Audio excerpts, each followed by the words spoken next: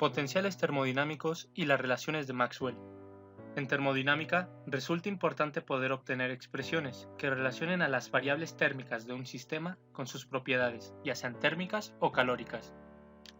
Estas expresiones están dadas por los potenciales termodinámicos, siendo U la energía interna del sistema, F la función de Helmholtz, G la función de Gibbs y H la entalpía del sistema. En este video encontraremos los potenciales G y H. También obtendremos la tercera y cuarta relación de Maxwell y las ecuaciones de Gibbs-Helmholtz que relacionan a los potenciales G y al potencial H. Consideremos un sistema químico formado solo por una componente. Para este sistema, el diferencial de entropía está dado por la expresión en pantalla, siendo S la entropía, T la temperatura, U la energía interna, V el volumen y P la presión.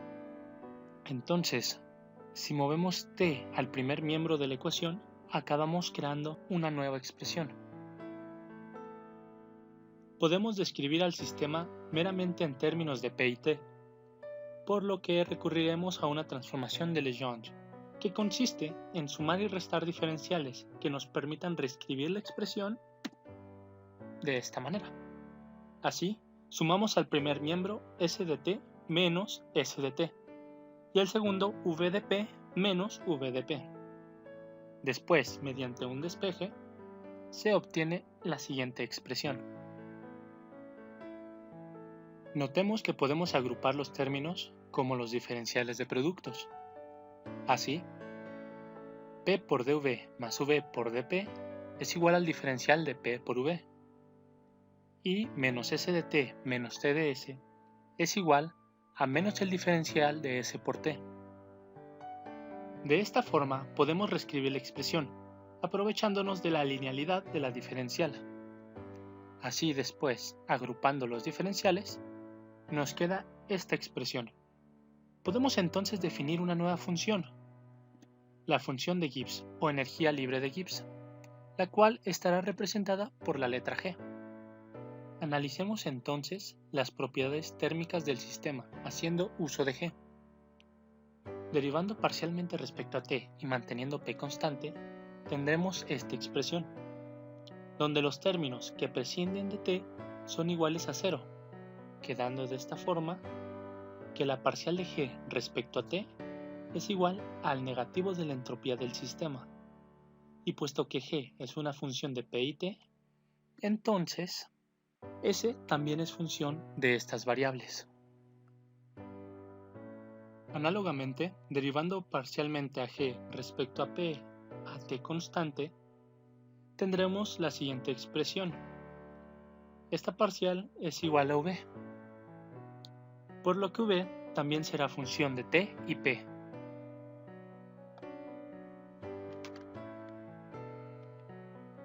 Con esto concluimos que las derivadas parciales del sistema, concretamente las de primer orden, arrojan las características térmicas del sistema, por lo que la función de estado puede escribirse de la siguiente manera.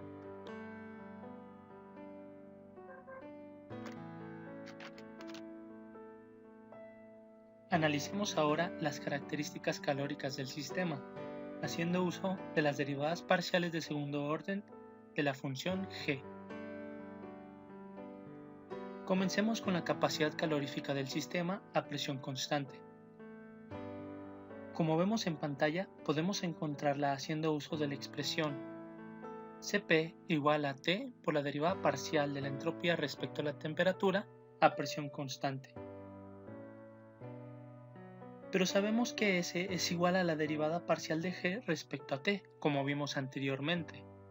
Entonces, sustituyendo, obtendremos que Cp es igual a menos T por la segunda derivada parcial de G respecto a T a presión constante. Análogamente, la compresibilidad isotérmica del sistema está dada por K igual a 1 entre V por la derivada parcial de V respecto a P a temperatura constante. Pero sabemos que V corresponde a la derivada de G respecto a P a temperatura constante, por lo que, sustituyendo, obtendremos que la compresibilidad isotérmica es igual a 1 entre V por la segunda derivada de G respecto a P a temperatura constante. Veamos ahora el siguiente caso. En esta expresión decimos que indistintamente del orden en el que se realicen las derivadas parciales, el resultado es el mismo. Entonces, para el primer miembro podemos ver lo siguiente. Reescribamos el primer miembro. De aquí notamos que la derivada parcial de G respecto a T no es otra cosa más que el negativo de S. Por lo tanto, podemos decir que el primer miembro puede ser escrito como la parcial de la entropía respecto a la presión. Ahora, haciendo algo similar con el segundo miembro, nos damos cuenta que al reescribir, la parcial de G respecto a P no es otra cosa más que el volumen, por lo que el segundo miembro nos queda que es igual a la parcial del volumen respecto a la temperatura a presión constante. Estas dos expresiones son iguales, por la hipótesis, claro. Y a esto le vamos a llamar la expresión de la tercera relación de Maxwell.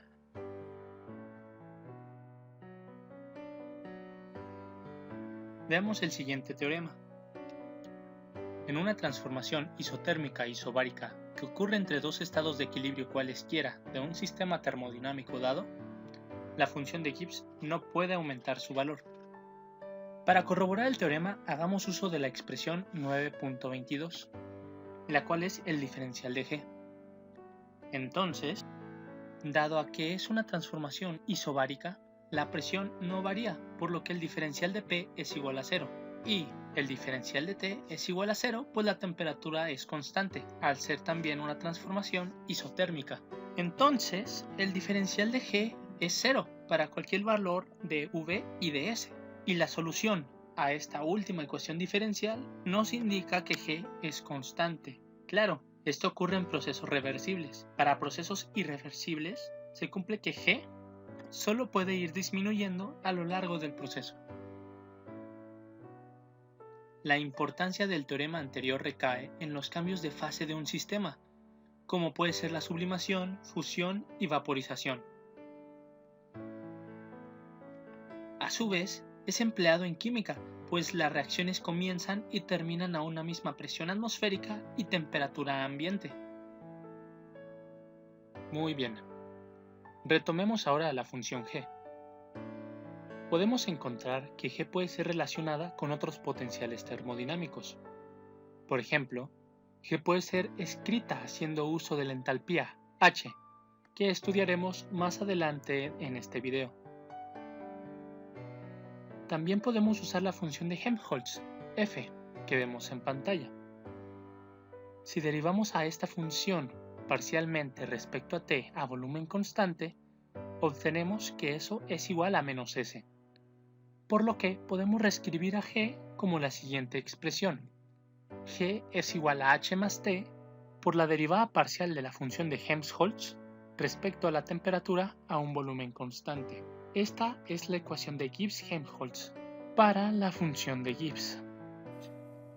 En el caso de que S y P sean nuestras variables independientes, para determinar el potencial usamos un proceso análogo, partiendo de la ecuación 9.3 y realizando la transformación de Legendre correspondiente. Ahora, si al lado derecho de la ecuación 9.3 sumamos un 0 en la forma más BDP menos BDP, donde B es el volumen y P la presión, podemos crear un diferencial de P por B, y por linealidad tenemos un diferencial de U más P por B, donde U es la energía interna del sistema.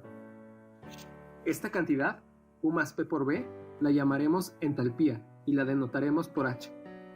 Entonces, podemos escribir TdS como el diferencial de entalpía menos BDP, y sumando BDP a ambos lados de la ecuación, obtenemos que el diferencial de entalpía es TdS más BDP, donde S es la entropía. Ahora, si conocemos H en función de la presión y la entropía, que son nuestras variables independientes, podemos escribir el diferencial total de H como se muestra. Y comparando con la ecuación 9.32 que acabamos de obtener, deducimos dos relaciones. Que la temperatura, que por construcción es función de la presión y la entropía, es igual a la parcial de la entalpía con respecto a la entropía a presión constante. Y que el volumen es igual a la parcial de la entalpía con respecto a la presión a entropía constante. Nos damos cuenta entonces que tenemos a la temperatura en función de la presión y de la entropía, al igual que el volumen, por lo que si eliminamos la entropía entre ambas ecuaciones, obtenemos la ecuación de estado del sistema. Esto es, a la temperatura en función de la presión y el volumen, por lo que las primeras derivadas de la entalpía nos dan las propiedades térmicas. Si la entalpía es función de la presión y de la temperatura, esto es, eliminamos S con la ecuación de T que obtuvimos previamente, podemos derivar parcialmente la entalpía con respecto a la temperatura, que es derivar la ecuación 9.31, y por regla de la cadena obtenemos la siguiente expresión. Pero como la derivada es a presión constante y la derivada de una constante es 0, el término de la derecha se vuelve 0, y obtenemos que la derivada de h con respecto a la temperatura a presión constante es igual a la derivada de u más p veces la derivada de b. Pero sabemos que la capacidad calorífica a presión constante es exactamente eso, por lo que la capacidad calorífica a presión constante es igual a la parcial de h con respecto a t a presión constante. Por regla de la cadena, esto es igual a la parcial de h con respecto a s por la parcial de s con respecto a t, si ambas se efectúan a presión constante. Pero recordemos que la temperatura es el primer término a la derecha, que el segundo es equivalente a la parcial de t con respecto a s a la menos 1, es decir, lo podemos escribir como un cociente donde el numerador es la temperatura. Pero como la temperatura es igual a la primera parcial de la entalpía con respecto a la entropía, el denominador se convierte en la segunda derivada de la entalpía con respecto a S. Además, recordemos que B es la primera parcial con respecto a la presión.